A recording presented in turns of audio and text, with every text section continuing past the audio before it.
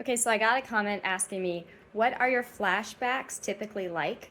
Do you ever feel like you're completely back in the trauma, or is it just a memory with strong emotions? This was in the context of me talking about my PTSD. And this is a really good question because, people who haven't gone through it don't know what it's like. And you might be wondering, is what I go through similar to PTSD? I am getting ahead of myself.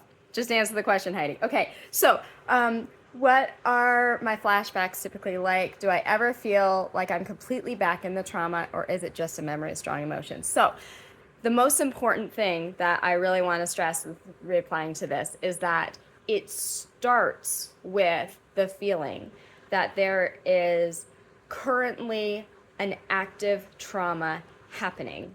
Right now, in real time, something super traumatic is occurring.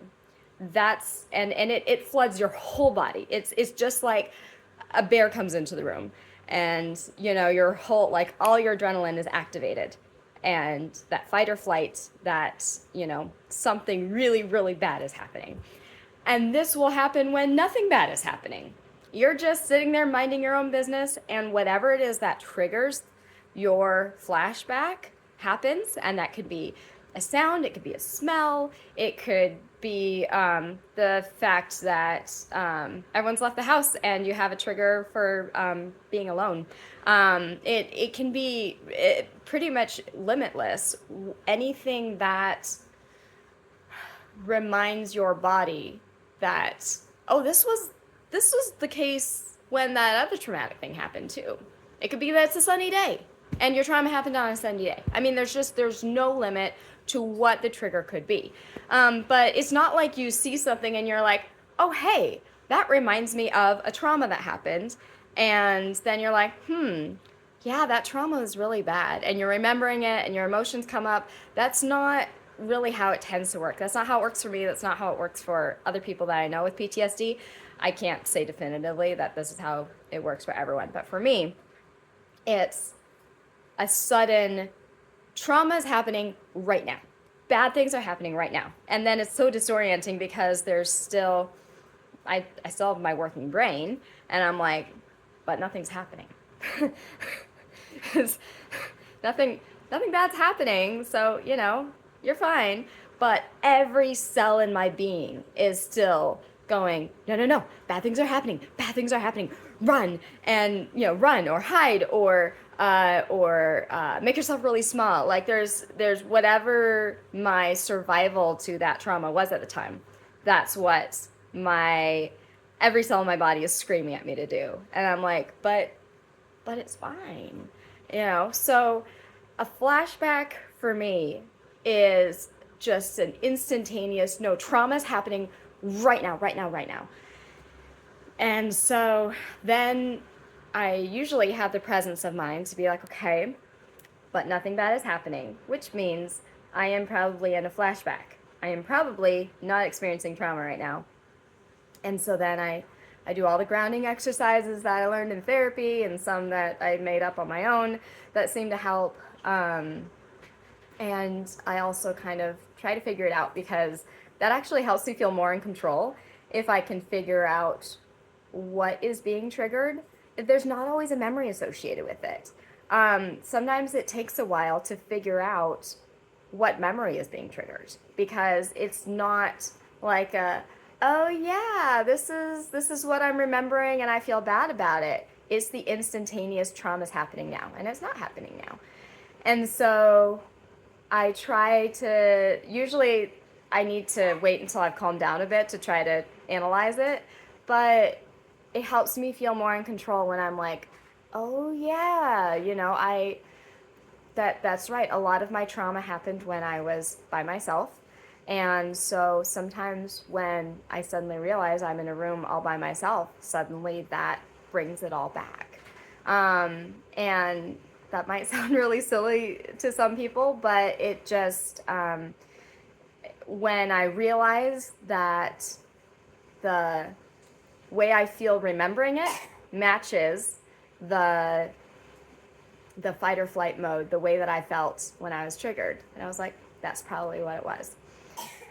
So, yeah, memory with strong emotions, that is different than a flashback for me completely. I can be remembering something traumatic and I can go into the emotions of it, and that, even if it can be intense, it usually can feel quite healing. Um, but if I'm doing that, say I'm sharing about a traumatic thing and I'm going into the emotions and I'm letting those emotions flow, and then suddenly I get that feeling of bad things are happening right now. Trauma is happening right now in this present moment that I need to do something about it. It's just like a fire alarm going off. You can't ignore it. You can't think straight with it. um, and so that's the difference for me between remembering something with strong emotions versus going into a flashback. And the other thing that I feel is really important to mention is that for me, when a flashback is the most severe, then it is also visual and sometimes even auditory. So seeing things that aren't there, hearing things that aren't there, because my whole system is saying that I am back in that moment. I'm not perceiving it as back in that moment. I am perceiving it as that moment is right now. And so, for example, I'll be laying in bed, because this is so disorienting to have kind of like two realities kind of competing in your head. And so I'll be laying in bed just telling myself I'm safe, just let it blow over. And I'll think, oh, I need to get up to use the restroom. But the restroom that I'm thinking I'm getting up to go to is a completely different one than the one that is currently in my house, because my whole consciousness is thinking that I am back there. And so the restroom that pops into my head to go use is the one that I would use when I was back in that space that the traumatic event happened.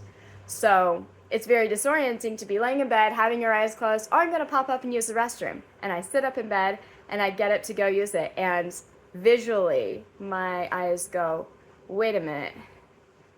I saw that restroom and now I'm seeing this restroom. Which one is reality? And those are, when I'm having a flashback that severe, I can't, I can't function. I do not try to drive.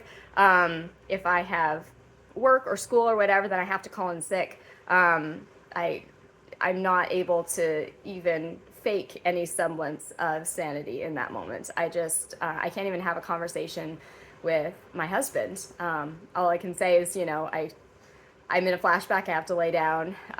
That's about all I can do. So usually I realize that it's happening when I'm having kind of the two visual realities collide. And it's so disorienting and it's confusing and shocking. So thankfully it doesn't happen for me very often, but the most severe flashbacks are visual as well. So very different from remembering. Thank you for asking such a great question. See you guys later.